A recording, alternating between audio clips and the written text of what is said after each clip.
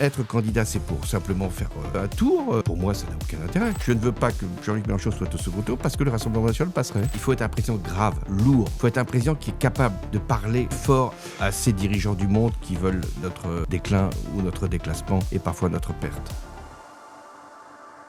Bonjour à toutes et à tous. Aujourd'hui, dans notre podcast Bourdin Média, je reçois François Hollande, ancien président de la République. François Hollande, bonjour. Bonjour Jean-Luc Bourdin. Comment dois-je vous appeler, Monsieur le Président ou François ? Qu'est-ce que vous préférez ? François, nous laisserions comprendre que nous avons une relation intime, je ne sais pas, mais en tout cas amicale, et ça compromettrait l'objectivité de cet entretien. Monsieur le Président, il y aura un côté un peu austère qui laisserait penser que je m'abrite et que je me réfugie derrière le protocole. Donc François Hollande, c'est parfait. Allez, François Hollande. François Hollande, première question toute simple. Est-ce que vous pensez que les Français vous connaissent bien ? Ils me connaissent au point de me saluer dans la rue. Ils me connaissent parce que je fais partie de leur paysage familier, peut-être pas, mais en tout cas du paysage politique et institutionnel depuis des années. Mais me connaître intimement, me connaître vraiment, c'est d'ailleurs toute la difficulté de ce qu'est un exercice politique, y compris au plus haut niveau de l'État. On croit connaître, mais on ne sait ni tout, ni... on ne peut pas pénétrer dans l'esprit et dans ce qui est quelquefois l'histoire d'un personnage. Et donc, c'est-à-dire qu'on ne sait jamais ce que vous pensez ? On ne sait jamais, c'est-à-dire que les Français ne savent jamais ce que le président de la République pense. Bon, il y a les actes, on est bien d'accord, mais il y a derrière les actes, il y a tout le reste. Non, je ne voudrais pas laisser penser qu'en ayant une espèce de retenue, on finirait par ne pas donner la vérité aux Français. Mais ce que je voulais dire, c'était de savoir quel était finalement les cheminements personnels, les troubles éventuels, les histoires familiales, tout ce qui fait que nous sommes des êtres humains. Ça, je pense qu'ils ne me connaissent pas comme que je peux être avec un ami ou que je peux être avec un familier. Et c'est d'ailleurs assez légitime que l'on garde sa part de vie personnelle sans être obligé de l'exhiber. Oui, mais c'est la raison pour laquelle je vais vous poser des questions plutôt personnelles, François Hollande, pour essayer de vous connaître mieux, encore mieux, même si vous êtes dans le paysage politique depuis longtemps. Alors justement, est-ce que vous pensez que les Français ont envie de vous voir redevenir président de la République ? Je pense qu'ils ne m'ont pas vu partir, d'abord. Peut-être ils m'ont vu quitter l'Élysée, ça c'est vrai. Oui. M'ont-ils vu partir du débat public ? Non, j'ai toujours été présent sous différentes formes, écriture de livres, conférences que je pouvais faire dans beaucoup de villes universitaires, débats publics, interventions médiatiques. Vous m'avez reçu à vos différents micros plusieurs fois. Oui. Donc non, ils ne m'ont jamais vu partir, mais c'est vrai qu'il n'y a pas d'attente particulière. On n'attend pas François Hollande. On n'attend d'ailleurs personne. On attend qu'il y ait, dans le cadre d'une campagne présidentielle, s'il y a des projets qui peuvent se nourrir, s'il y a des circonstances qui peuvent le justifier, qu'une personnalité puisse devenir le prochain président de la République. Lorsque vous avez quitté l'Élysée, cette passation de pouvoir, on en a beaucoup parlé, on vous a beaucoup interrogé, mais je n'ai pas vraiment su ce qui s'était dit entre Emmanuel Macron et vous. Je lui ai d'abord dit ce qu'était la situation internationale et combien elle exigeait de continuité, notamment par rapport déjà à ce que Vladimir Poutine avait engagé et déjà avec ce que Donald Trump annonçait. Donc mon devoir de président qui partait, c'était de donner déjà une forme de transmission d'expérience. M'a-t-il suivi ? C'est une autre affaire. Je lui ai dit aussi que sur le plan politique intérieur, qu'il aurait avantage, nous étions à la veille donc, des élections législatives, de constituer une coalition plutôt que de faire un parti qui viendrait finalement écarter tous ceux qui avaient jusque-là contribué au débat public. Vous lui avez donné des conseils ? Il ne m'a pas suivi. Je lui ai dit enfin que dans le choix du Premier ministre, s'il ne l'avait pas encore fait, il fallait qu'il veille, même s'il pouvait prendre une personnalité qui était d'une sensibilité différente, à ce qu'il y ait une confiance mutuelle qui puisse permettre à l'État d'être dirigé. Et que vous a-t-il dit ? Que vous a-t-il répondu ?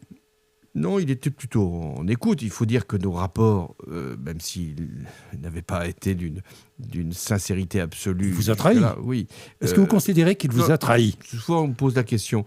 Oui. Non, il s'est présenté comme candidat sans m'en informer et sans avoir avec le président que j'étais une discussion sur ce que pouvait être sa démarche et ce que pouvaient être aussi ses convictions pour la suite. Bon, c'est un fait qu'il m'a, d'une certaine façon, c'est pas le seul, conduit à prendre la décision que j'ai prise quelques semaines après qu'il ait déclaré sa candidature, en ne me présentant pas, justement, devant les suffrages. Mais il était quand même dans une position où il avait été mon collaborateur et où il avait été ministre. Donc il connaissait ce bureau pour y avoir travaillé avec moi dans une certaine situation. Donc le rapport, il n'était pas encore président. D'une certaine façon, je l'étais encore. Donc était un rapport où il écoutait et je parlais. Il écoutait sans apporter le moindre commentaire. D'ailleurs, il n'a pas commenté. Il avait sans doute, comme j'ai été dans cette situation 5 ans plus tôt, il avait sans doute envie que ça se passe le plus rapidement possible. Vous n'aimez toujours pas les riches? Non, c'est une formule que j'ai eue dans un débat, je me souviens, il y a très longtemps, où la richesse telle qu'elle était exhibée, telle qu'elle était finalement dans une forme d'éloignement, de séparation même par rapport au reste des Français. Oui, je pense que c'est une richesse qui mérite d'être contenue, en tout cas qui mérite d'être parfois combattue. En revanche, nous avons besoin d'entrepreneurs, d'innovateurs, de personnes qui cherchent non pas forcément l'enrichissement, j'ai eu une formule comme ça, mais à enrichir le pays. C'est tout à fait différent. Oui, mais enfin, vous avez dit on n'aime pas les riches. En France, on n'aime pas les riches. Oui. C'est pas une affection que l'on porte, mais c'est assez injuste parce qu'il y a... Vous avez porté cette formule sur le dos pendant des années, François Hollande. On vous la ressort. Oui, alors, regardez, la preuve. Je le fais. Parce je le fais. On fait toujours une forme de coupure par rapport au reste du contexte. De la même manière que j'ai dit que mon ennemi, c'était la finance. C'était pas la finance en général, c'était pas le système bancaire, le système de crédit, le fait qu'il faut que nous ayons des moyens pour assurer l'investissement. Non, ça c'est absurde. Mais je suis toujours contre la spéculation, l'enrichissement rapide, la rente, tout ce qui finalement crée précisément l'absence de cohésion dans un pays. Vous êtes client d'une banque en ligne ou d'une banque traditionnelle? Une banque traditionnelle. Banque traditionnelle. Vous n'êtes pas passé non. Malgré les frais non. Non, d'ailleurs, ce qui est très important, j'ai plutôt confiance dans le système bancaire français. Et ça, c'est peut-être un point très important. Lorsque je suis arrivé aux responsabilités, et j'avais donc dénoncé cette finance qui nous avait mis quand même en très grande difficulté, la crise de la zone euro, eh bien, j'ai pu, avec des mesures que nous avons prises aussi au plan européen, constater que les banques françaises sont les plus fiables du système bancaire européen. Ça, il faut qu'on en soit conscient. On est riche parce que là aussi, je me souviens vous aviez dit au-dessus de 4 000 €, c'est ça, c'était ça. On est riche, c'est ça, non, c'était. Rappelez-moi. C'était il y a 20 ans. Oui, c'était il y a 20 ans. Mais oui, 20 ans. Et j'avais dit, on me posait la question comme vous faites, à partir de quel niveau de salaire, de revenu peut-on se considérer comme riche ou est-on considéré comme riche? Et j'avais répondu 4 000 €, ça représente ce que gagne 10% de la population. Les 10% de l'époque. De l'époque, oui, il y a 20 ans. 10%, et je crains que ce chiffre n'ait pas beaucoup changé, 10% des Français gagnent plus de 4 000 €. Alors quand j'ai prononcé cette phrase, certains m'ont dit, quand même, nous, à Paris, dans les métropoles, vivre avec 4 000 €, c'est pas non plus crouler sous l'or. Bon. Et quand je suis rentré en Corrèze, il y a des gens qui m'ont dit « Mais c'est vrai, il y a des gens qui gagnent plus de 4 000 €. » C'est pour vous dire quelle est l'incompréhension que l'on a de cette échelle de revenus et de salaire. Mais heureusement qu'il y a des gens qui gagnent quand même plus de 4 000 €. Et je vais vous donner un autre chiffre qui m'a beaucoup impressionné. À partir du 20 de chaque mois, tous les grands distributeurs, tous les centres commerciaux, constatent qu'ils ont une perte de 15 à 20%. Le syndrome du 20 du mois. Du 20 du mois. Ça veut dire qu'à partir du 20 du mois, et ce n'est pas simplement les catégories les plus pauvres, c'est l'ensemble, hormis peut-être les plus favorisés, l'ensemble des Français, à partir du 20 du mois, commencent à restreindre leur consommation. Leur consommation de quoi? De biens alimentaires.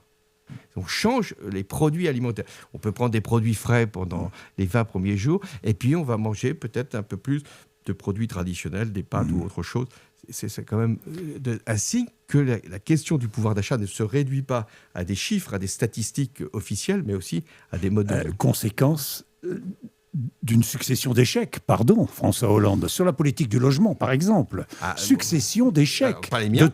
Pas les miens, parce que... Comment pas les vôtres? Non, pas les miens, parce que il se trouve que quand j'ai quitté l'Élysée, nous avions lancé 500 000 logements. 500 000 logements ont logements été... sociaux. Non.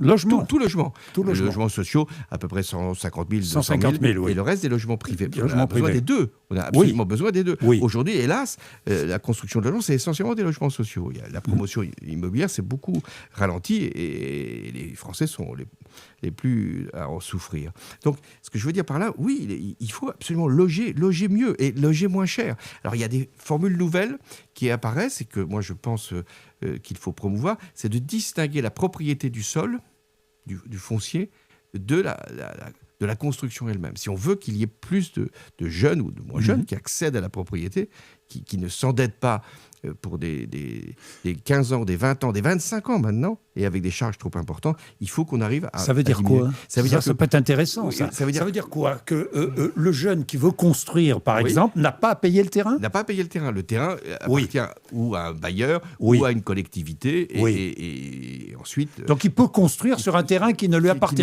pas. Oui, ça c'est une idée que vous allez porter. C'est une idée qui existe déjà. Qui existe déjà.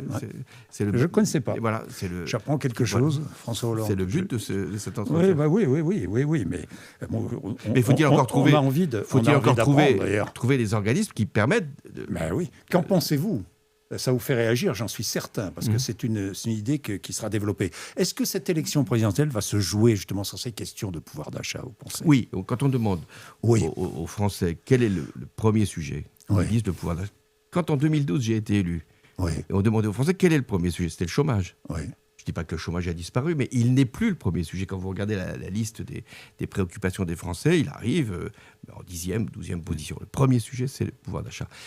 Mais il y a un lien entre le pouvoir d'achat et la situation internationale. C'est en ce sens que la situation internationale va dominer l'élection présidentielle. Parce que le pouvoir d'achat, c'est une affaire effectivement de salaire, on vient d'en parler, de coûts, on vient d'évoquer le logement, de produits alimentaires. Mais c'est une question aussi du monde. Quand vous avez le prix des carburants qui flambe, quand vous avez des engrais ou des produits de première nécessité qui ne viennent pas, ça fait monter le prix d'un certain nombre de produits que vous en consommez ensuite. Le prix du plastique, par exemple. Absolument. L'aluminium, le plastique. Donc, la situation internationale détermine le reste. C'est pour ça que cette élection présidentielle est finalement à nul autre pareil par rapport à ce qui s'est produit depuis le début de la Ve République. Ça ne veut pas dire que le monde était en paix, il y a toujours eu des conflits. Mais cette fois-ci, la question internationale va être première. François Hollande, vous êtes riche vous-même? Vous vous considérez comme riche? Oui, bien sûr. Si je regarde, par rapport, on est toujours riche par rapport à d'autres. Oui. Bon, on est moins riche. Si vous me demandez, je suis moins riche que certains millionnaires, sans doute. Mais enfin, je fais partie de la catégorie la plus favorisée. Donc oui, je réponds oui parce que j'étais haut fonctionnaire, oui parce que j'ai occupé des mandats. J'aurais pu être sans doute dans une situation matérielle encore plus confortable si je n'avais pas fait de politique. C'est vraisemblable. J'aurais pu aller dans le secteur Vous connaissez privé. des politiques qui se sont enrichis, François Hollande? Enfin, je ne peux pas évaluer les autres. Mais enfin, je parce que la rumeur populaire dit que beaucoup de politiques s'enrichissent. Ça court toujours. Ça court toujours.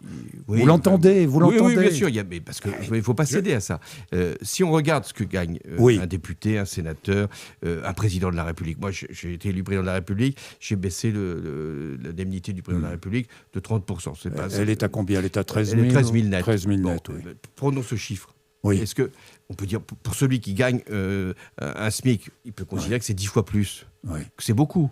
Mais pour exercer la fonction, mieux vaut quand même que l'on ait des personnalités qui s'y consacrent pleinement et qui ont aussi un certain... 13 000 sans frais quand même. Hein, Oui, d'accord. Mais partout ailleurs, ce sont des rémunérations pour le président des États-Unis, j'en parle même pas. Mais pour le chancelier d'Allemagne, c'est davantage. Pour le Premier ministre britannique, c'est également davantage. Mais c'est ainsi. Je crois que c'est bien qu'on ait des responsables politiques qui soient rémunérés à un niveau de responsabilité qui est leur. Personne ne va regarder ce que gagne un cadre dans le secteur privé. Il peut gagner beaucoup plus. François Hollande, est-ce que vous avez utilisé l'expression sans dents? Non, jamais. Oui ou non? Jamais. Vous l'avez utilisé ou pas? Dans le discours public, trouvez-moi une citation, une déclaration dans laquelle j'ai pu... ça ne veut pas dire que je ne l'ai pas souvent relevé, cette situation de personnes qui sont venues me voir en me disant que leur premier problème était de pouvoir se soigner les dents, que ça coûte très cher de se faire soigner les dents. Et donc, j'ai dû dire auprès de mon entourage, oui, le premier problème... Donc vous avez utilisé cette expression auprès de votre entourage? Non, je n'ai pas dû dire. C'est des personnes qui ont des problèmes de dents, sans dents. Oui, non, bien mais sûr. Sans dents, ça veut dire les plus pauvres, quoi. Les plus pauvres, les sans dents. Les sans dents, c'est péjoratif quand même. C'est pas condescendant de dire ça. C'est un vrai problème qui m'a été posé. Et j'en rencontre encore. Des gens, pour aller, c'est pas simplement de trouver un dentiste, qui est déjà une difficulté, mais c'est aussi de se faire réparer les dents. On n'est pas remboursé par la sécurité sociale sur tous les remplacements de dents. Donc oui, je quand vous avez appris que Valérie Trierweiler avait écrit ça dans son livre, merci pour ce moment, vous avez même envoyé un SMS à une amie en disant je suis catastrophé. Oui, parce que c'était pas du tout. Vous avez été étonné de lire ça. Oui, bien sûr. Donc c'était peut-être une conversation qu'on avait eue ensemble en disant voilà le problème qui est posé, mais c'était pas ce que. C'était une vengeance. Enfin, je pense que ça, derrière nous. On dit tout. Oui, on dit tout. Mais je pense que elle a pu le dire avec une forme de sincérité, mais ce n'était pas du tout ce que j'avais pu m'exprimer devant elle. Oui. Voilà. Sincérité. Je pense que je veux pas. Vous savez, les questions de personnes sont toujours très délicates et je veux pas ici insister là-dessus. Bien. Ça a été l'une des femmes de votre vie. Oui, les femmes ont beaucoup compté dans votre vie. François Hollande compte beaucoup. Je pense que les hommes comptent beaucoup pour les femmes, et les femmes pour les hommes, et même quelquefois maintenant, et j'y suis favorable, les hommes pour les hommes et les femmes pour les femmes. Mais oui, les personnes avec lesquelles on vit, oui, bien sûr, ça compte. On partage, on donne, on reçoit beaucoup. Et oui, et alors, avec la mère de mes enfants encore davantage, puisque c'est la mère de mes enfants. Ségolène Royal. Oui. Est-ce que les femmes ont influé sur vos choix, vos décisions, les femmes de votre vie, finalement les 3 femmes? Si je vous dis les 3 femmes de votre vie, je me trompe ou pas? Non, vous avez raison. Mais oui, elles ont. Vous savez, dans un couple, heureusement qu'il y a des discussions, heureusement qu'il y a des conseils qui sont prodigués parce qu'ils sont sincères. La personne qui vit avec vous vous dit peut-être plus de vérité que vos propres proches ou vos propres amis. Ça fait partie justement de l'idée qu'on se fait du couple, de pouvoir tout se dire. Elles vous disent beaucoup de choses? Elles vous ont dit beaucoup de choses? Oui, à certains moments, elles m'ont dit des choses. Elles vous ont rappelé à l'ordre? Je ne dirais pas ça, peut-être éclairé sur... oui. Vous avez une anecdote un souvenir? D'abord, le fait de faire de la politique ensemble, c'est la seule avec Ségolène Royal, c'était quand même des moments très intenses, d'avoir été candidat, d'avoir affronté le suffrage les uns les autres. Vous partagiez les mêmes idées politiques totalement? Non, pas totalement, justement. Vous aviez des différends? Oui, ça fait aussi partie de la vie, et de siéger dans la même assemblée, c'était quand même assez... Maintenant, c'est assez partagé, mais à l'époque, c'était quand même assez exceptionnel. C'était exceptionnel. Les femmes de votre vie, donc... Oui. Vous me regardez. Oui, parce que je pourrais vous poser la question à vous aussi. Non, mais moi aussi. Mais je ne suis pas le sujet.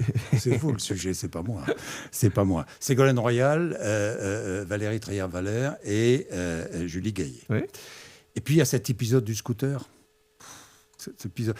Je voulais, parce que vous en avez parlé librement, et aujourd'hui vous pouvez en parler librement, parce que finalement, au début, on s'est un peu moqué. Et puis maintenant, c'est devenu un amusement. Vous ne trouvez pas? Oui, bien sûr. Au début, on s'est moqué de vous. Vous vous souvenez quand on s'est moqué de vous? Parce que c'est toujours des photos qui sont détachées là aussi de leur contexte. Mais il se trouve que j'ai toujours roulé en scooter. Avant même. Toujours, avant même. Mais oui, parce que c'était une forme de déplacement, de mobilité, donc ça ne m'a pas changé ma vie de devenir président de ce point de vue. Il y en a qui font de la course à pied, d'autres qui font du vélo. Moi, je faisais du scooter. Oui, du scooter. Et ce scooter-là, vous l'aviez trouvé où il était à l'Élysée? C'était un scooter que vous aviez acheté, personnel? Ce Piaggio? Non, c'était un scooter de l'Élysée. C'était un scooter de l'Élysée. Ouais. Donc un jour, vous êtes dit, je vais emprunter ce scooter de l'Élysée. C'était la première fois, franchement. Oh non, mais je ne l'empruntais pas. Non, c'est pas la première fois. Je ne l'empruntais pas. Il était donc. Il était à l'Élysée. Il y avait des policiers quand même qui étaient avec moi. On ne se déplace pas comme président tout seul. Vous n'étiez pas seul ce jour-là. Non. Vous ne saviez pas évidemment que des photos allaient être prises. Non, c'était pas le but de se faire photographier, non, bien sûr. Oui. Non. Et comment avez-vous découvert que vous étiez photographié? On le découvre quand des magazines le publient, c'est tout. Closer, en l'occurrence. Je trouve que c'est pas... D'ailleurs, maintenant, c'est des agressions, quand même, des formes d'intrusion dans une intimité de vie. Quand on est président, on peut tout accepter, de devoir... à circuler, d'être photographié. Mais il y a des moments où on doit avoir une préservation de sa propre vie. On vous en parle encore? Du scooter, oui, quelquefois, oui, heureusement. Oui. Et vous souriez, une pirouette, un peu d'humour, un trait d'humour? Toujours. Ça commence toujours... Aujourd'hui, vous le vivez comment? Beaucoup plus facilement? Je ne circule plus en scooter, donc oui, il ne peut plus y avoir j'imagine. Il ne peut plus y avoir de photos. Oui. Scooter qui a été vendu aux enchères d'ailleurs en 2024. Très cher, hein? Plus de 20 000 euros. Comme quoi, finalement... vous n'avez jamais pensé à le racheter, non? Non. C'était la propriété de l'État, c'est l'État qui l'a vendu. Vous auriez pu l'acheter, Mais non, parce que je ne circule plus. Je n'allais pas le mettre dans un musée. Il est dans un musée, d'ailleurs. Il est dans un musée? Comme quoi, vous voyez? Oui. C'est un acte historique. Oui. Julie Gaillet n'avait pas apprécié, je crois. Si. Aucune personne n'accepte d'être... Oui, comme ça, d'être... Elle n'était pas d'ailleurs sur le scooter. Non, vous alliez la rejoindre. Voilà. Vous alliez la rejoindre. Mariée avec Julie Gaillet depuis 2022. Bien. Il paraît que vous perdez du poids quand vous êtes en campagne. C'est vrai ou pas? J'ai lu ça. Oui, écoutez, c'est passé une fois. J'ai été candidat en 2011 pour 2012. Et c'est vrai que je m'étais astreint à certains exercices physiques et à un régime. Mais ce n'est pas chaque fois que je perds du poids que je suis candidat, parce que sinon, je laisserais vous avez été souvent candidat, quand même. Oui, mais je ne parle pas que de la présidence de la République. Je n'ai pas besoin de perdre du poids pour être candidat, je le dis ça. Ce qui compte quand on est candidat, c'est d'avoir du poids personnel, intellectuel, politique. Oui. C'est le seul poids qui compte. Oui, c'est dur, une campagne. Il faut être en forme, mais physique et intellectuelle. Mais ce qui compte, c'est ce qu'on a en soi. Oui. C'est ce qu'on pense vraiment. Je suis très personnel. J'ai l'impression. Je vous pose des questions très personnelles. Vous ne vous teignez plus les cheveux? Mais je ne me suis jamais teint les cheveux.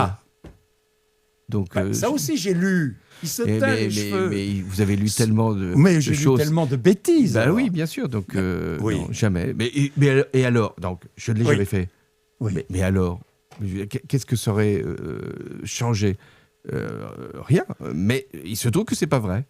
Voilà. Et c'est toujours pas vrai. Donc, ce que vous voyez devant vous est ma vraie couleur. Certains aussi vous ont surnommé le serial lover.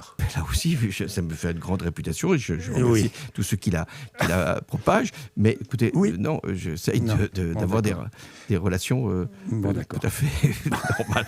Si je me suis présenté comme président normal, c'est parce que je suis normal. Vous êtes normal dans votre vie quotidienne? Oui, j'essaie d'être conforme. Vous allez faire vos courses à Tulle, je fais mes courses. chez le boucher ou chez le boulanger, ou l'été au mois d'août quand vous êtes à Tulle. Vous allez boire votre demi de bière au bar du coin. Et même à Paris. Même à Paris. C'est un plaisir dont je ne veux pas me priver, faire ces courses. Il D'abord pour comprendre ce qui se passe, pour savoir le prix des marchandises, pour rencontrer les commerçants, pour voir les clients, pour entendre. Oui, mais vous n'êtes pas comme un Français moyen. Vous ne pouvez pas prendre le métro, vous ne pouvez pas... tout cela, vous ne pouvez pas faire. Non, il y a des choses que je ne peux pas faire pour des raisons de sécurité. C'est pour ça que, bien sûr. Aller dans la rue, aller au spectacle, à faire ses courses, oui. Être normal, c'est pas être banal, c'est au contraire être autant qu'il est possible avec les autres et avec des comportements qui doivent être maîtrisés. Ça, c'est très important de maîtriser ces comportements. Oui. Allez voir un chef d'entreprise, de PME qui a des difficultés énormes parce qu'il est surchargé, parce qu'il est inquiet tout simplement de savoir comment il va payer ses salariés à la fin du mois. Mais exactement. Et si son entreprise va tenir. Là, aujourd'hui, pour certaines entreprises, j'en ai rencontré, qui ne savent plus s'ils vont avoir la matière première qui permet de faire pour des panneaux en bois, de pouvoir les coller. La colle, ça a l'air de rien, mais si vous n'avez plus de pétrole, vous n'avez plus de colle. Oui. Tout ça, ça va peser lors de la présidentielle. Comment va Philae ? Elle vieillit, elle est dans une dernière période de sa vie. Donc je la Parlez-nous de Philae. Une chaîne que j'ai eue, comme chaque président de la République d'ailleurs, du Canada, par une association d'anciens combattants, et qui, chaque voyage présidentiel, offre un labrador au chef de l'État français. Un jour, ce représentant de l'association m'avait dit qu'un labrador me serait donné. Je n'avais plus entendu parler. Et puis, à l'Élysée, quelques semaines plus tard, une jeune femme se présente avec un chien. Et on dit, c'est la chienne, en l'occurrence, du président. Et nous l'avons acceptée. Elle a fait 11 chiots que j'ai pu donner aux uns et aux autres. Et ensuite, nous l'avons gardée et elle nous a donné beaucoup d'affection. Et elle nous donne encore beaucoup d'affection. Vous l'emmenez à Tulle ? Je l'emmène à Tulle. Elle est très sage. Elle est dans la voiture ou dans le train, elle ne bouge pas. Et elle connaît maintenant les lieux. Et elle s'y était parfaitement adaptée. Vous avez acheté une maison à Tulle avec Julie Gaillet, tous les deux. Et vous y allez souvent ? Oui, j'y vais au moins une fois par semaine. Parfois, pendant les vacances, nous y passons tout le mois d'août. Tout le mois d'août. Vous aimez d'ailleurs. Oui, j'aime beaucoup. C'est votre pays. C'est ma vie. C'est votre ville. C'est votre vie. Oui, j'en suis l'élu depuis 1988. J'ai été maire en 2001. Oui. Oui, vous êtes retrouvé en Corrèze. Vous n'êtes pas corrézien d'origine. Non, je ne suis pas corrézien d'origine. La vérité veut que ce soit Jacques Delors qui m'ait indiqué que... Ah bon ? Oui, il était lui corrézien d'origine. Oui. Sa mère y vivait, et en 1980, il m'a dit vous devriez faire vos premières armes en Corrèze. Et vous êtes parti en mission. En mission. Voilà, en Corrèze. Vous êtes né à 12 août. Oui. Vous savez ce qui se passe le 12 août cette année ? Non, vous allez me le dire. Une éclipse. Oui, on m'a dit ça. Une magnifique éclipse. Donc j'espère que vous ne ferez pas de rapprochement. Une éclipse politique, non. Non. Et par définition, l'éclicse ne dure jamais longtemps. Oui, ne dure jamais longtemps, oui. François Hollande, est-ce que vous avez eu envie de tout arrêter ? D'arrêter totalement la politique ? Non, jamais. Non, parce que ça aurait été vraiment contraire à mes engagements. Moi, j'ai eu un engagement très tôt. Vers l'âge de 16 ou 17 ans, j'étais déjà militant, convaincu. Et toute ma vie, donc, je l'ai consacrée, non pas à la politique en tant que exercice d'un mandat, d'un métier ou je ne sais quelle fonction. Non, à la politique pour les idées. Donc, quand je suis sorti de l'Élysée, j'aurais pu dire ma vie politique s'arrête. Non. Elle ne s'arrêtera jamais. C'est-à-dire jusqu'à mon dernier souffle, je n'ai pas besoin d'être candidat, j'aurai toujours les mêmes convictions que j'adapterai aux circonstances parce que ne peut pas être figé. Mais voilà, j'ai toujours cette même passion, cette même idée de servir mon pays. C'est une passion, la politique. Oui, c'est une vraie passion. Mais pas une passion pour une espèce d'obsession qui serait de vouloir occuper des mandats et de siéger dans des assemblées. Non. La passion, c'est pour la France. Comme l'idée de l'histoire de France, l'idée de l'avenir de la France. Et quand je dis la France, ça va même au-delà. Quand le monde est dans l'état où il est, finalement, être un ancien président, ça vous oblige. Ça vous oblige précisément à continuer à réfléchir, à penser ce qu'il faudrait faire et à imaginer avec d'autres ce qu'il est capable de. Ça vous oblige à écouter les Français, à essayer de répondre, à essayer de répondre à leurs inquiétudes du quotidien. Oui, à les entendre, à les comprendre. Oui. Et ce qui est finalement peut-être... C'est très difficile quand on est président de la République de les entendre et de les comprendre. Oui, parce que j'ai été donc député très longtemps, maire, etc., président d'un département.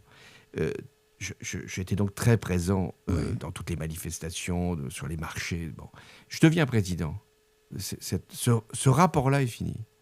Le samedi, je ne peux plus aller sur le marché. C'est très difficile. C'est très, Mais pourquoi Dans les pays nordiques, les premiers ministres prennent le métro. Bien sûr, mais c'est ce que j'avais appelé le président normal. Mais sécurité, le président normal. Sécurité qui exige beaucoup de précautions. On était en une période où il y avait des menaces très, très grandes. Les caméras sont tout le temps là.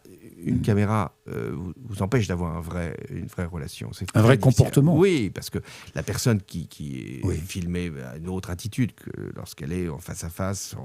Vous vous souvenez de vous être énervé contre une caméra qui était trop agressive, trop présente. Trop présente, ou de photographes même très présents. Oui. Pourquoi ? Parce que ça nuit à cet échange qui doit être le plus libre possible.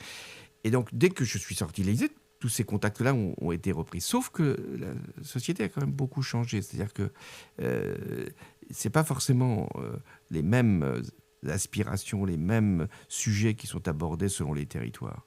Ce qui se dit à Paris n'est pas ce qui peut s'entendre en Corrèze, c'est pas ce qui peut s'entendre dans le Gard ou ailleurs.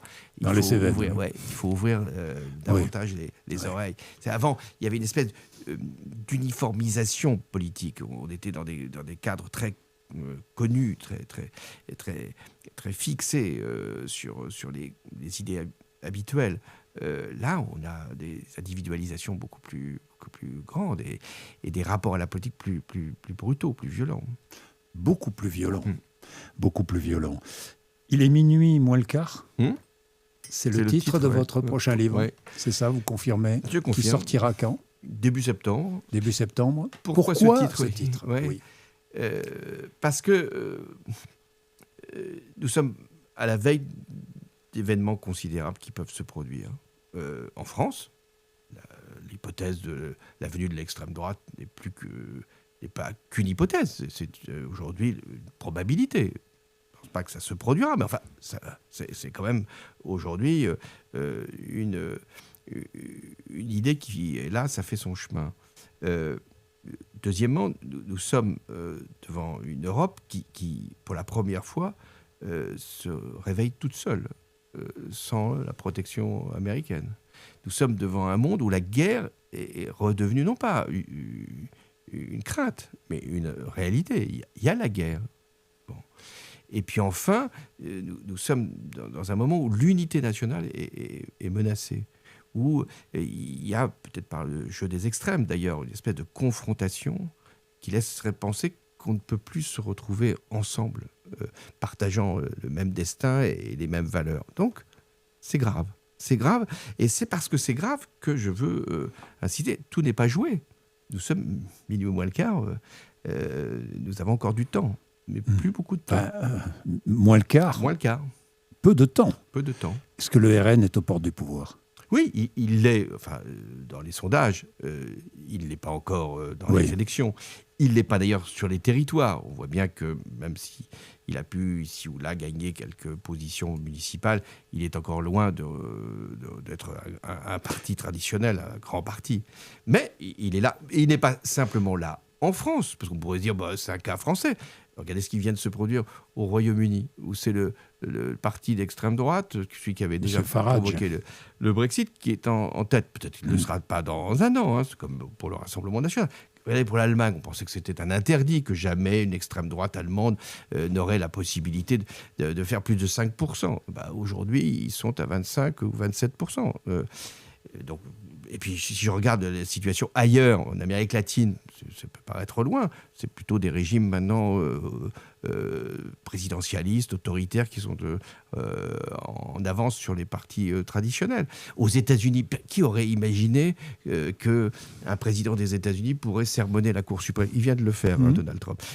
Ou chasser le président de la Banque fédérale américaine. Ou dire qu'il peut déclencher la guerre sans recourir au Congrès. Ou envoyer une police chasser des immigrés sans qu'il y ait le moindre jugement préalable. Non, ça s'est produit. Et donc, il est minuit moins le quart. Qui est le plus inquiétant à vos yeux, Marine Le Pen ou Jordan Bardella? Bon, ils sont dans le même parti, même s'il peut y avoir des nuances. Ils sont dans le même parti, mais ils n'ont pas la même personnalité, le même caractère, le même... J'imagine, en tant que président de la République, qui vous inquiéterait le plus? Non, je pense que les deux, d'une certaine façon, peuvent inquiéter, pas simplement sur le plan économique, c'est déjà un problème. Parce que... Mais regardez... De quoi auriez-vous peur? De quoi avez-vous peur? Je vais prendre juste cet exemple. Allez-y. Certains élus du Rassemblement national ont enlevé le drapeau européen dans les mairies, dont ils avaient la responsabilité. On peut dire que c'est un acte symbolique. Qu'est-ce qu'il signifie? Il signifie que si demain, Mme Le Pen ou M. Bardella arrivaient au pouvoir, non pas, ils ne quitteraient pas l'Union européenne, mais ça en serait fini de l'intégration européenne, et même sur une question aussi majeure que la défense de l'Europe. Enlever le drapeau, ça veut dire qu'on ne veut plus participer à quoi que ce soit avec l'Europe, au-delà de ce qui existe aujourd'hui. Et donc ça, c'est un danger. Parce que si le monde est ce que je décris, c'est-à-dire deux empires agressifs, la Russie d'un côté, la Chine de l'autre, et un autre empire qui se détache et qui même nous prend pour cible, qu'est-ce qu'il nous reste? Il nous reste l'Europe. L'Europe, c'est ce qui va nous permettre d'être à la fois puissant économiquement, peut-être devrait-on d'ailleurs se protéger davantage, et aussi d'être puissant militairement. Donc si on ne fait pas ce pas-là, eh bien, on se repliera. Croira-t-on dans notre fortin national? Il ne tiendra pas longtemps. Vous avez lu l'article concernant Bardella et sa nouvelle amie sur Paris Match? Oui. Ça vous a inspiré? Vous avez souri? Ça vous a inspiré, non, quelque chose? Non, je ne sais pas, non. C'est pas le mot. Je vous ai dit, pas inspiré, non. Oui. Il y a d'abord la vie privée. Je ne sais pas s'ils l'ont...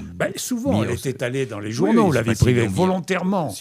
Vous l'aviez fait avec Ségolène Royal. Oui, je ne sais pas s'ils l'ont mis... Non, on ne l'avait jamais... Si, dans Paris Match. Dans Paris Match, une fois. Oui. Mais je ne sais pas s'ils l'ont fait délibérément ou s'ils ont été eux-mêmes suivis par des photographes. Je ne sais pas. Mais... ce que je crois, c'est que, et je l'avais d'ailleurs plusieurs fois énoncé, on élit en France un président de la République. On n'élit pas sa famille. Ça me paraît être très important.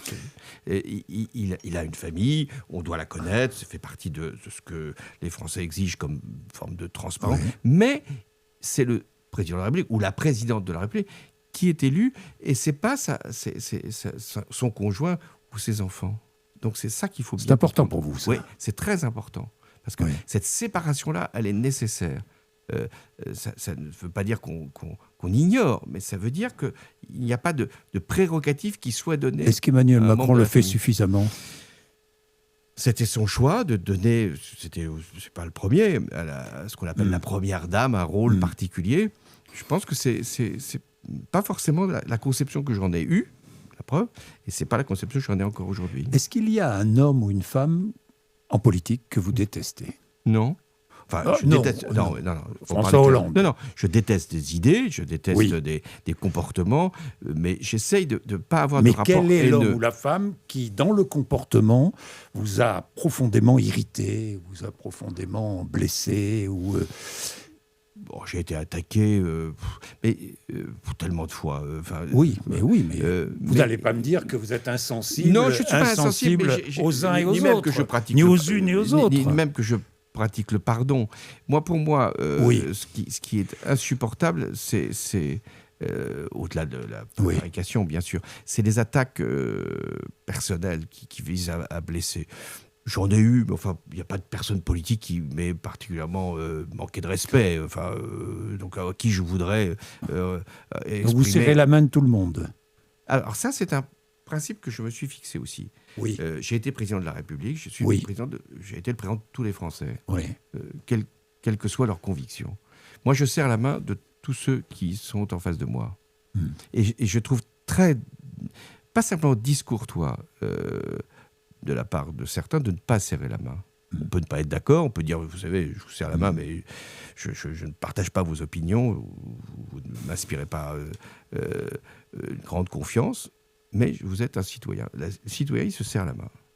En France, on doit se serrer la main. Mais est-il vrai, là aussi j'ai entendu beaucoup de choses, j'ai lu beaucoup de choses, est-il vrai qu'il y en a un que vous n'aimez pas?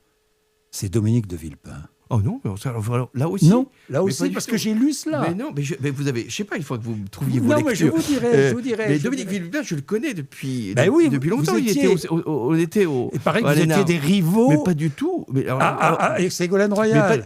Je n'ai pas. J'ai lu ça aussi. Mais vous interrogerez les protagonistes. Mais moi, en tout cas, je n'en ai aucun souvenir. Et Dominique de Villepin, j'ai eu des rapports tout à fait corrects à l'ENA. Alors, il y a eu une fois où nous avons eu un échange public, à l'Assemblée nationale. Il était Premier ministre, il était un défenseur je crois qu'à l'époque c'était le CPE, c'était le contrat premier emploi, qui faisait des milliers de personnes, pour ne pas dire davantage, des jeunes dans la rue. Je l'ai interpellé et il a eu une phrase malheureuse, maladroite. Et il a dit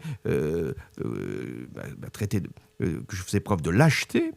Et donc vous retrouverez, et à ce moment-là, il y a eu une interruption de l'Assemblée nationale, des cris, etc. Et il s'est excusé, et ça peut arriver dans une assemblée où il était pris par un emportement. Il peut être pris par un emportement, et donc il s'est excusé. Ça m'a paru. Ce n'était pas un rival sur le terrain amoureux, et ce n'est pas un rival politique. C'est un rival politique aujourd'hui, quand même, non ? Enfin, je ne sais pas s'il sera candidat. Ni lui, ni vous. Non, voilà. Donc, je ne veux pas vous, on n'a plus beaucoup de doutes. Mais lui, je ne sais pas. Je ne sais pas. Mais vous avez des informations? Non, j'ai eu l'occasion plusieurs fois, d'ailleurs, de revoir Dominique de Villepin. Bien après que j'ai quitté l'Élysée pour discuter des sujets internationaux, ça nous est arrivé. Donc j'ai aucun rapport de cette nature avec Dominique de Villepin. Je vous parlais des hommes ou des femmes politiques que vous avez côtoyés dans votre vie. Il y en a un dont on parle beaucoup, c'est Jean-Luc Mélenchon, bien sûr. Lui aussi, vous n'avez jamais... vous ne le détestez pas, vous ne le... Non, je suis en opposition. Forte opposition. Et je l'ai était dans le même parti, parce que nous avons été dans le même parti. Mais là, à ce moment-là, nous avions, malgré nos différences, des points communs. Quand il a quitté le Parti socialiste, et pas simplement sur la question européenne, même si c'était un des éléments, il s'est, à ce moment-là, éloigné pas simplement sur les questions sociales ou économiques, il s'est éloigné, y compris sur les questions de vie en commun, de valeurs républicaines, et de rapport aussi avec le monde. Donc c'est là-dessus que je suis en profond désaccord avec lui.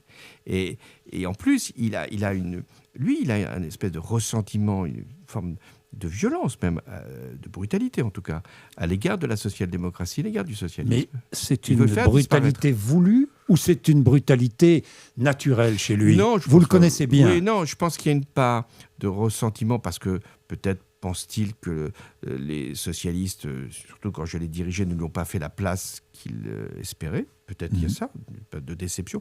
Et ensuite, d'avoir construit une doctrine politique qui est finalement très contradictoire avec ce que représentait l'idéal socialiste. C'est-à-dire qu'il n'est pas dans cette poursuite-là. Il est dans autre chose, dans une alternative qui n'est pas simplement altermondialiste, comme on le disait autrefois, qui est une autre conception plus populiste. Est-il à vos yeux violent, antisémite? Est-ce qu'il l'est?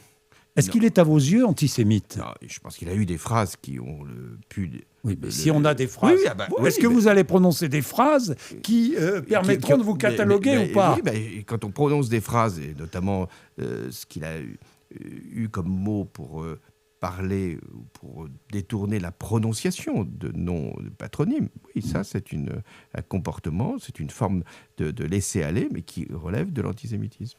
Donc c'est un comportement antisémite. Et après, il peut s'en excuser. Donc c'est un comportement antisémite. Non, alors après, ces mots-là... il faut dire les choses clairement. Ces mots-là sont des mots antisémites. Sont des mots antisémites. Et pourquoi ? Calcul électoral, selon vous ? Je pense qu'il fait une confusion, et c'est ça qui a conduit peut-être à ces excès, entre une situation internationale, la condamnation du gouvernement de Netanyahou, avec la question sioniste, et ensuite avec la question du rôle des Juifs, ou de la pensée des Juifs, ou de l'attitude des Juifs. Et là, c'est ça qui, à mon avis, fait problème. Oui. Donc, il n'y a pas d'homme ou de femme politique que vous détestez.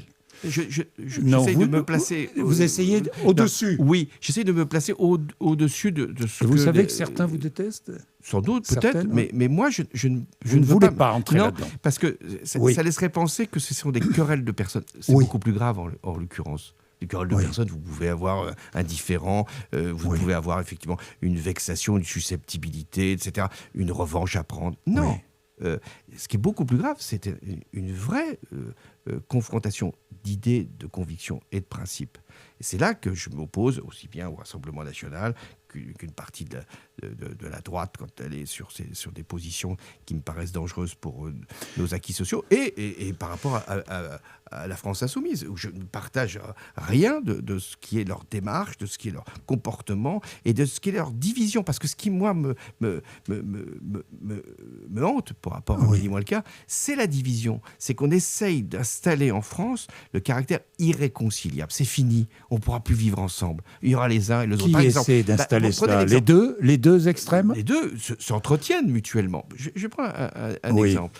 Regardez ce qui s'est passé entre le maire actuel de Saint-Denis et CNews. Ce jeu, vous êtes raciste, et l'autre qui dit, ben voilà, maintenant il faut se rassembler tous les antiracistes, comme s'il y avait deux mondes, les racistes et les antiracistes. Non, la France doit lutter contre le racisme, toute sensibilité confondue. Un autre exemple, lorsque il y a le même maire de Saint-Denis dit, voilà, si le Rassemblement national gagne, il y aura une insurrection. Donc, qu'est-ce qu'on cherche ? On cherche à diviser. Je ne souhaite pas que le Rassemblement national gagne, mais je ne souhaite pas non plus l'insurrection. Donc, ce qu'il faut, c'est quand même faire accepter qu'il mieux vaut tout faire pour que le Rassemblement national ne gagne pas, mais faire en sorte que nous puissions continuer à vivre ensemble, y compris avec 30% de gens qui votent Front National. Oui, mais si Bardella et Mélenchon se retrouvent face à face, que faites-vous ça ne se passera pas. Mais ça, c'est une bonne réponse facile. Mais non, c'est pas une réponse facile, c'est que ça ne se passera pas parce que je ferai, je l'ai déjà dit, tout pour que ça ne se passe pas. Parce que ce n'est pas possible d'installer Mélenchon au second tour si on ne veut pas que Bardella ou Le Pen soient élus. C'est pas possible. Si vous voulez, c'est l'assurance de l'élection du Rassemblement national. Bien sûr. Mélenchon au second tour. Et chacun le sait. Donc porter Jean-Luc Mélenchon face au Rassemblement national, c'est s'assurer que le Rassemblement national... Donc quand on dit on veut être dans l'antifascisme, puisque c'est ça le thème des Insoumis, vous êtes dans l'antifascisme et vous faites tout pour que le candidat qui arrive au second tour puisse être le meilleur ennemi, si je puis dire, celui qui est sûr de perdre face aux prétendus fascistes. Donc votre adversaire numéro 1, c'est Jean-Luc Mélenchon. Non, mon adversaire numéro 1, moi je ne veux pas que le Rassemblement national passe. Et vous ne voulez pas que Jean-Luc Mélenchon soit au second tour. Voilà. Donc c'est pareil. Non, vous avez répondu tout à fait à la question. Je ne veux pas que Jean-Luc Mélenchon soit au second tour parce que le Rassemblement national passerait. Mais ça, c'est des calculs. Ce qu'il faut, c'est offrir une perspective au pays. Même si vous avez été élu député avec des voix LFI. On est toujours élu député avec, avec des voix qui viennent de partout. Même vous avez accepté le soutien des LFI. J'ai accepté le soutien parce qu'il y avait un front républicain qui s'était mis en place et un front populaire qui avait rassemblé toute la gauche. Et si d'ailleurs il n'y avait pas eu et le front populaire et le front républicain, vraisemblablement, M. Bardella aurait été Premier ministre. François Hollande, vous êtes prêt ? J'ai dit que je me préparais. Oui, non, mais donc, vous avez dit que vous vous prépariez il y a quelque temps maintenant. Vous prenez le temps de vous préparer. Il y a un mois, un peu plus. Oui, mais il faut prendre le temps de se préparer. L'élection présidentielle, je sais, par expérience que c'est. C'est pas comme ça une improvisation, c'est pas un concours où on vient se présenter au dernier moment. Il faut se mettre dans l'idée de représenter la France. Être candidat, c'est pas être candidat pour faire un résultat. Être candidat, c'est pour être président. pas pour figurer, vous avez pas envie pour d'être témoigner. président. Non, j'ai pas envie. Si. Non, j'ai pas envie. Pour rassembler la France. Je l'ai été. Donc c'est pas une envie qui me prendrait. Si vous l'avez été, vous avez envie de l'être à nouveau. Non, c'est pas un problème d'envie. C'est l'idée. Le problème de quoi ? C'est le problème de conscience et de responsabilité. Est-ce que être candidat, c'est pour simplement faire un pas comme ça, un tour, une figuration ? Pour moi, ça n'a aucun intérêt. Franchement, j'ai été président. Je n'ai pas été candidat à la fin de mon mandat. C'est pas pour aujourd'hui dire je vais être candidat pour le plaisir d'être candidat. Être candidat, c'est décider à un moment de pouvoir être président. Et de dire, voilà, pour le pays, aujourd'hui, qui peut être président ? Qui, dans ce contexte-là, est le mieux placé pour exercer cette fonction-là ? C'est le seul déterminant de ma position. Donc vous n'êtes pas encore prêt ? Donc je ne suis pas encore prêt. Je serai prêt le moment où je me déclarerai. Le mois de décembre est le mois qui est celui de la candidature. D'ailleurs, c'est le mois de décembre où j'avais annoncé que je n'étais pas candidat. Que je ne serais pas candidat. Exact, j'allais vous en parler. Et c'est le mois qui permet de se déclarer. Ensuite, la cristallisation politique, c'est-à-dire le moment où les Français... vous déclarerez en décembre. Si je dois me déclarer, ça sera en décembre. Et la cristallisation politique, c'est le moment où les Français vont faire leur choix, intervient 2 à 3 mois après, c'est-à-dire vers le février-mars. Vous voyez à ce moment-là que les sondages d'hier ne sont plus les réalités électorales. C'est à ce moment-là que se dessinera le visage du président. Il y a beaucoup de candidats. Vous connaissez la politique tellement mieux que moi. Il y a beaucoup de candidats aujourd'hui sur le départ, et notamment, j'oublie Jean-Luc Mélenchon et j'oublie que le candidat du Rassemblement national, qui sont 2 candidats majeurs. Mais au milieu, de la gauche vers la droite ou de la droite vers la gauche, il y a beaucoup de candidats. Mais il y a toujours pour émerger. Mais il y a toujours beaucoup de candidats entre le mois de mai et le mois de décembre. Il y a beaucoup de candidats. Mais chaque fois, il y a beaucoup de candidats. Puis à la fin, il y en a 7 ou 8. Après, ils vont disparaître. Bah oui, ça disparaît. Mais comment va se faire la sélection ? D'abord, la sélection, elle se fait parce que tous les candidats potentiels, il faut qu'ils aient quand même 500 signatures et les moyens financiers d'être... vous les avez ? Vous avez les 500 signatures, vous les aurez, mais les moyens financiers, c'est prêt ? Non, rien n'est prêt. De ce point de vue-là, c'est pas à moi de préparer ça. Il y a un parti pour ça, des partis pour ça. Mais ce que je veux dire, c'est qu'il y a cette règle-là. Et puis ensuite, il y a la réalité politique. Sur le même espace, il ne peut pas y avoir 2-3 candidats. Vous verrez bien qu'à droite, entre Retailleau, M. Attal, M. Édouard Philippe, les choses s'établiront. Vous pensez ? Il n'y en aura plus qu'un ? Oui, je pense. Et c'est bien qu'il en soit ainsi. Oui. C'est la vie, ça.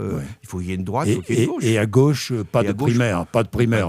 C'est fini la primaire. Oui, c'est fini. Et à gauche, il y aura la raison l'emportera, et il y en aura un ou une qui se dégagera, oui, bien sûr.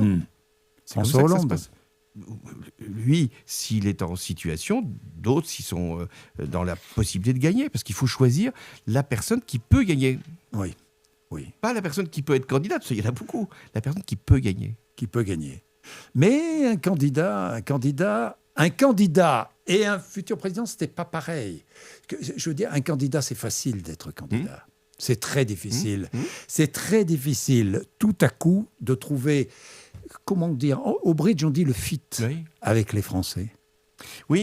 Qu'est-ce qui fait que tout à coup, on accroche l'attention des Français ? Oui, je l'ai vécu dans plusieurs situations. Quand j'ai vu, par exemple, Ségolène Royal en 2006-2007, elle accrochait l'attention des Français. Ça n'a pas suffi, mais elle a accroché l'attention des Français. Nicolas Sarkozy, d'une autre façon, et il en a été l'élu. Emmanuel Macron aussi. Et moi-même, en 2011, et vous-même, 2012, j'ai vu tout de suite qu'il y avait, au bout d'un certain moment, j'ai senti ça. Et si on ne le sent pas, alors il ne faut pas insister. Il y a quelque chose qui doit se nourrir. Regardez, pour prendre un autre exemple, quand Chirac, face à Balladur, puisqu'il y avait cette confrontation... À un moment, il était considéré comme pouvant même... Je vais vous raconter une anecdote après. C'est moi qui vais vous la raconter. Et après, il y a quelque chose qui s'est... On sent ça tout de suite à un moment. Vers le mois de février, vous sentez qu'il y a quelque chose qui Je vais vous raconter une anecdote, tiens. à propos de Chirac-Balladur. C'était en 1994. J'étais à RTL à l'époque et je présentais le Journal Inattendu, qui est un grand journal de 13h le samedi. Et Michel Sardou était l'invité principal. Et l'invité principal pouvait inviter une personnalité qu'il aimait bien. Et c'était Jacques Chirac. Il avait choisi Jacques Chirac. C'était un 31 décembre 1994. On s'est dit, Jacques Chirac, un 31 décembre 1994, ne sera pas là, c'est pas possible, il ne va pas venir. Il était au plus bas dans les sondages. Et on appelle sa fille, et Claude Chirac nous passe son père avec Michel Sardou, et il vient dans le journal. Personne d'RTL pour le recevoir. Il était candidat à l'élection présidentielle. Personne. On fait l'émission, c'était vraiment bien et tout. 2 mois après, il vient pour une émission politique. La direction était à l'autre bout de la rue pour l'attendre. Voilà, résumer la politique. Mais la direction de RTL faisait ce que les Français attendaient. Faisait ce que les Français attendaient. Et allait faire. Vous y pensez depuis quand, d'ailleurs ? C'est pour ça que j'ai commencé l'écriture de ce livre, que la situation est tellement grave, tellement lourde de conséquences, que ce n'est pas simplement le sort de la France qui se joue, c'est le sort de l'Europe. Il faut dire aux citoyens français que leur vote ne va pas être un vote simplement pour leur situation personnelle, ce qui est déjà nécessaire pour l'amélioration des conditions de vie dans notre propre pays. C'est un vote européen et presque un vote international du sort de la France, là, au mois de mai 2027, va dépendre d'une certaine façon la situation dans le monde. Donc alors, ça mérite quand même de s'intéresser à ce que les uns et les autres peuvent proposer. Donc c'est pour ça que je suis en mouvement. Je suis en mouvement. Si tout était calme, très honnêtement, si tout allait bien dans le monde de notre pays, pourquoi je suis un ancien président, j'ai un âge respectable, pourquoi je peux vivre ma vie très tranquillement? Pourquoi? Mais pourquoi par une obsession du pouvoir. Mais j'ai montré que cette obsession, je ne l'ai pas. Puisque j'ai été dans une disposition qui m'a conduit à ne pas être candidat. Si je m'étais accroché au pouvoir, ça se serait vu, j'aurais pu. Non, j'ai un rapport qui est le plus, comment dire, non pas distant, au contraire, il n'est pas distant, mais un rapport rationnel au pouvoir. Pas un rapport obsessionnel au pouvoir. Donc, à partir de là, c'est parce qu'il y a une situation qui peut le justifier. Si tout allait bien, très franchement, je serais très, très heureux d'être avec votre micro. On parlerait de ma vie personnelle, de la vie, des courses que je peux faire, des transports, des personnes que j'ai rencontrées. Mais ça s'arrêterait là. Mais vous étiez un président ordinaire, un président modeste. Pas ordinaire, pas le mot. Pas le mot. Non. Mais dans une période exceptionnelle. Président normal. Oui.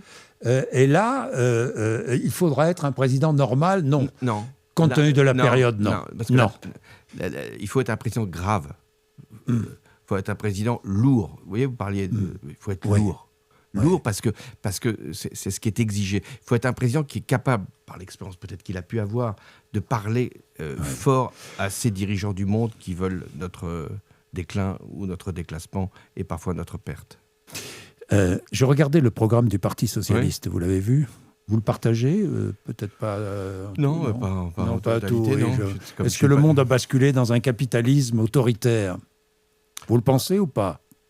Dans un capitalisme c'est ce que j'ai lu, autoritaire. Vous l'avez lu dans aussi, certains domaines, oui, il peut être autoritaire, pas en France particulièrement, mais il y a dans le monde, on le voit bien avec Donald Trump, une forme de capitalisme autoritaire. Il y a une formule qui est assez juste, même si je ne retiens pas toutes les propositions. Il y a une forme de prédation qui est en train de se produire. C'est-à-dire que, vous voyez bien, et ça, ce n'est pas forcément les dirigeants. Vous voyez, les géants de la technologie, ils sont dans une démarche de prédation de nos données, prédation de nos modes de vie, prédation de notre consommation, prédation de notre marché. Ça, c'est vrai. C'est un capitalisme qui va bien au-delà de ce qu'il pouvait faire. La finance, d'une certaine façon, c'était la crainte de la spéculation. Là, c'est la crainte de l'appropriation de ce qui nous appartient. François Hollande, j'ai lu aussi, dans ce programme du PS, le capitalisme est au service des populistes et de l'extrême droite. Vous le pensez aussi? Non, d'abord... j'ai lu ça. Oui, mais c'est pas moi qui l'ai écrit. Oui, non, c'est pas vous, mais enfin, c'est votre parti. C'est votre parti. Oui, mais comme je n'ai pas participé à ce... Pas besoin d'être rassuré, mais c'est... Non, mais c'est... Oui. On peut pas avoir... Vous avez participé à ce... Non, pas du tout. À la rédaction non, je ne sais pas qui a participé, enfin, pas moi. Mais c'est pas le problème, je ne vais pas essayer de m'en distinguer. Mais le capitalisme peut produire, effectivement, par ses excès, des dérives populistes qui peuvent conduire à l'extrême droite. Ça, c'est vrai. Est-ce que le capitalisme est au service de l'extrême droite? Non, l'extrême droite peut parfois se mettre au service du capitalisme, et ça, c'est pas une autre affaire, c'est une autre affaire. Mais c'est pas une vision mécanique. Le capitalisme ne produit pas nécessairement des solutions autoritaires ou extrêmes. Le marché, l'économie de marché peut produire de la démocratie ou du totalitarisme. Prenons l'exemple, la Chine est hélas une économie de marché, mais qui produit du totalitarisme. La France, l'Europe est une économie sociale de marché qui produit de la démocratie. Ce qui compte, c'est le régime politique. Trois mesures dans le parti, SMIC à 1 690 € net, écart de salaire de 1 à 20 dans les entreprises et retour de l'âge légal, départ à la retraite 62 ans. Vous souscrivez à ces 3 mesures ? Alors, sur le SMIC, laissez penser qu'on peut augmenter le SMIC sans conséquence sur les entreprises. Non. Donc, si l'inflation est forte, il faudra de toute façon que le SMIC suive cette inflation, puisqu'il est indexé. Il est indexé. Sur le second point, sur la retraite à 62 ans, la retraite est à 63 ans aujourd'hui. Donc, il faut partir de ce qui existe. C'est à 63 ans. On ne revient pas en arrière. On ne revient pas en arrière. On part de ce qui existe et on fait en sorte de pérenniser les régimes de retraite et de les équilibrer. Parce que et on met un peu de capitalisation ? On peut mettre... La capitalisation, pour qu'elle puisse donner son rendement, c'est à 20 ans, 30 ans. Donc laissez penser que la capitalisation, quoi qu'on en pense, laissez croire que la capitalisation va être le complément qui va nous permettre de régler le problème des retraites, c'est pas vrai. C'est pas vrai. Non. Donc vous souscrivez oui et non, quoi, ce programme. SMIC, oui, écart de salaire, oui. Non, écart de salaire 1 à 20. Vous pouvez le faire dans le secteur public, je l'ai fait. Les rémunérations des dirigeants du secteur public sont plafonnées à 500 000 € pour les dirigeants. Mais dans les entreprises privées, c'est la liberté. C'est la liberté dans l'entreprise, des actionnaires, de faire les rémunérations qu'ils les entendent. Alors après, est-ce que les salariés peuvent être mieux associés aux décisions des entreprises ? Ça, je le propose. Ça, je pense que c'est très important que les salariés soient, par leurs représentants, membres des conseils d'administration et des conseils de surveillance. Ça permettra, à mon avis, de maîtriser un certain nombre de rémunérations. François Hollande, vous avez côtoyé Donald Trump, Vladimir Poutine, Benjamin Netanyahou. Lequel préféreriez-vous rencontrer ? D'abord, il ne procède pas Mais est-ce qu'il y a un trait commun ? Oui, il y a un trait commun. C'est un déni de réalité. Et c'est aussi l'utilisation du mensonge. Donald Trump est un expert. Il est capable de proférer des choses qu'il sait parfaitement fausses. Poutine était un mensonge de très haute volée, capable de vous sidérer par son mensonge. Il vous a sidéré ? Mais oui, parce que quand il dit des affabulations, par exemple. Un jour, je l'interroge sur ce qui s'était passé en Syrie, et notamment de la part du régime de Bachar el-Assad, de mettre des armes chimiques sur des populations. Il me dit, mais qui vous prouve que c'est Bachar el-Assad ? Est-ce que ce n'est pas les opposants eux-mêmes qui se sont mis les armes chimiques dessus ? Quand vous avez ce niveau de mensonge, quand Vladimir Poutine dit Zelensky c'est un nazi, quand vous avez ce niveau-là, vous réagissez comment ? Ça vous surprend. C'est ça le but. Le mensonge doit sidérer pour qu'il soit efficace. Et dans une discussion, alors vous allez me dire, qui je peux rencontrer demain ? Pour l'instant, Poutine, il n'est pas possible de le rencontrer.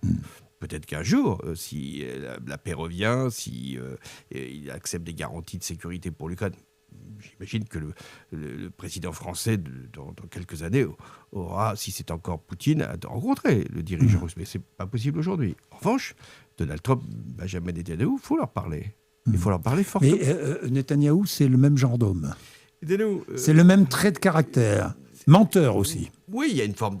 oui, parce qu'il a plusieurs fois nié ce qui était quand même, par exemple, au Liban, en ce moment, ce qui se passe. Que le Hezbollah ait une responsabilité dans la reprise des combats, c'est avéré. Mais que le gouvernement israélien bombarde des zones qui sont des zones, en réalité, où le Hezbollah n'est pas en majorité, même pas présent, avec des risques pour la population civile. On a vu des enfants mourir là encore, des secouristes mourir, des journalistes mourir. Donc, donc on peut pas nier cette évidence. Est-ce que Netanyahou fait du mal à l'État d'Israël ? C'est aux Israéliens de le dire, parce qu'ils vont bientôt voter. Et je pense que oui, l'image d'Israël, alors même que le 7 octobre a été un moment où l'ensemble du monde s'est horrifié de cet acte terroriste abominable.